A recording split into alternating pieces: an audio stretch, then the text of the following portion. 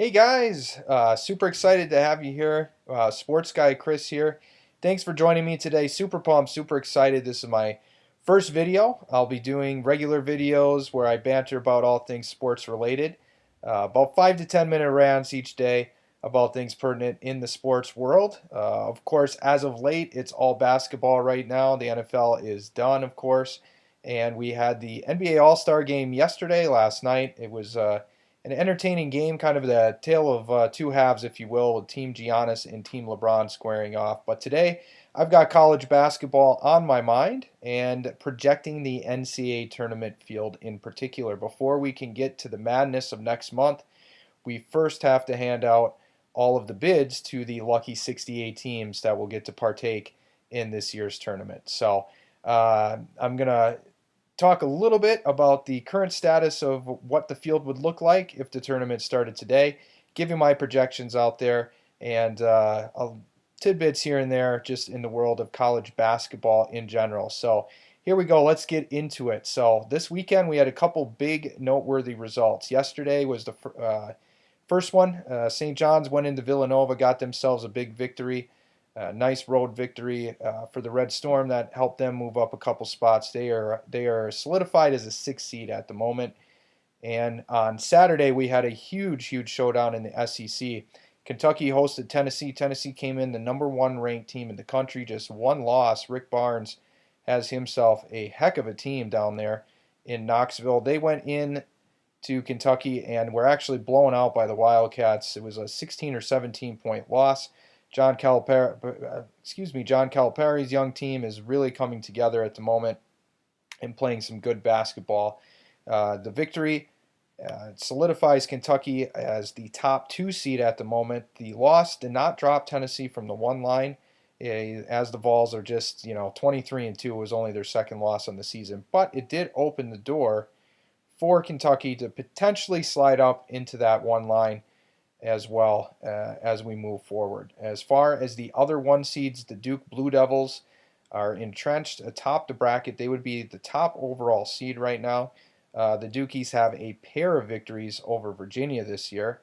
In fact, those 2 victories are the only losses that Virginia has this year. Tony Bennett once again has a very quality squad. They're 22-2, and that has the Cavaliers sitting on the 1 line as well. And Gonzaga, of course, would be the other 1 seed at the moment. They keep rolling along out in the West Coast Conference, and they had a very impressive non-conference schedule at the beginning of the season. So Gonzaga definitely deserving of a 1 spot. Back to Duke just for a moment. The Dukies blew out Kentucky, actually, way back at the beginning of the season in a non-conference game. So with that resume at the moment, it's going to be very difficult to unseed Duke from that top overall spot at the moment. So as far as the 2 seeds go, really everything was pretty kosher there. Again, Kentucky stays atop. The 2 line, they'd be followed by Michigan, North Carolina, and Houston. The Cougars are a very impressive 25-1 now out of the American Athletic Conference. They just continue to keep rolling right along. They absolutely crushed Tulane yesterday by 35 points, and they have a very quality team. Keep an eye on Houston. Another team with just 1 loss that looks very good is the Nevada Wolfpack.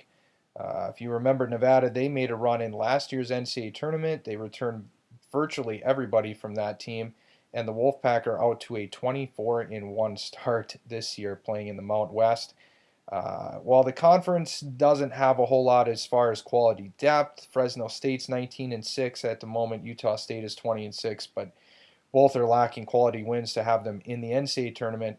Nonetheless, Nevada has looked very impressive as well. Keep an eye on the Wolfpack. They would be the top 3 seed at the moment. So looking on down, the rest of the bracket a little bit as we get toward the back end. The quote bubble teams did not have a real good week. In fact, it was kind of a miserable week for most of them. Arkansas being the biggest one. They lost a pair of games and were blown out actually in those 2 games. That dropped them to just 14-11 on the season, and they would be the 1 team that I had in last week that is now dropped from the projected tournament for this week. As far as the back end, the last 4 teams I would have in at the moment are Alabama, NC State, Ohio State, and Clemson in that order. Alabama and Clemson are both 15 and 10. NC State is 18 and 8. Ohio State is 16 and 9. NC State, despite the 18 and 8 record and playing in a very difficult the ACC conference, they don't have much in terms of quality victories, and they do have a couple of wins within the conference, but not really against the cream of the crop there in the ACC, and their non-conference schedule is really lacking. So despite the decent record there, the Wolfpack are going to need to get a couple quality wins in conference play coming down the stretch to solidify their place in the field as well. So as far as teams that would be just outside of the bracket right now, looking in, you've got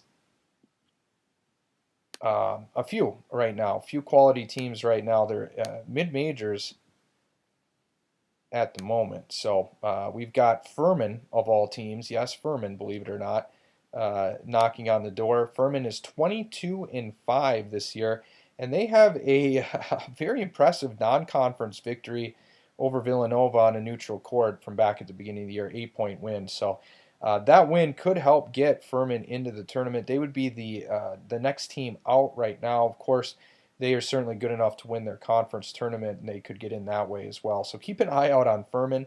Liberty would also be one of the next teams just out going forward. Arkansas, of course, as well, would be in that conversation. Oklahoma has a sparkling RPI, but they are just 16 and 10, but more importantly, just 4 and 9 in the Big 12 conference. You can't be 5 games under 500 in conference play and expect to get in the NCAA tournament. So they have a lot of work to do within their conference, despite some noteworthy non-conference wins at the beginning of the year. But those would be the few teams just outside the door, looking to get in. San Francisco would be the one other noteworthy team to mention. The Dons from the West Coast Conference are 20 and 6, but again, they're lacking in really any quality wins. If you don't beat Gonzaga, that conference really doesn't have much to offer in terms of quality wins. So, they're going to have to make some noise come conference tournament time. And when I say make some noise, that means they're going to have to beat Gonzaga in their conference tournament to get in. But that is where things stand today in terms of the NCAA tournament field and projecting who would get in if the tournament were to start today. So, on another note, guys, if you're not familiar with Scorum or you haven't hopped on Scorum before, please check it out. It's all things sports related. Go on there, get yourself an account created, and write about sports. Get paid, make money to write about sports. Check out other people's work. Quality comments always get upvoted and make you some money. It's a great platform backed by cryptocurrency. Highly recommend you get on there and check it out. Even if you're not comfortable with writing or so forth, get on there, do some commenting, make some money. But it's a great community to be involved for all of you crazy sports enthusiasts out there. I'm at sportsguychris. Please check me out. I've done a lot of work college football. I've now transitioned into college basketball, and of course we'll be doing weekly posts and videos, top 25 college basketball, projecting the NCAA field, and I also do regular write-ups back in time with Sports Guy Chris, where I take everybody back and go back to a different era, a different time in sports, and relive some great stories, events from the past. College football, college basketball, pro sports, we cover all of it. So I'll look forward to seeing you again.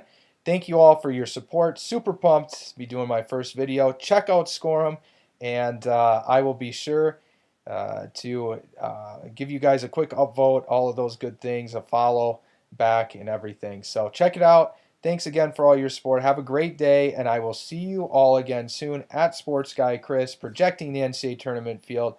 Please leave me any of your thoughts in the comment section below. I'd be happy to hear who you guys have. Get on Scorum. Check out my posts for my complete projected field as it stands today. Thanks, guys. Have a great day.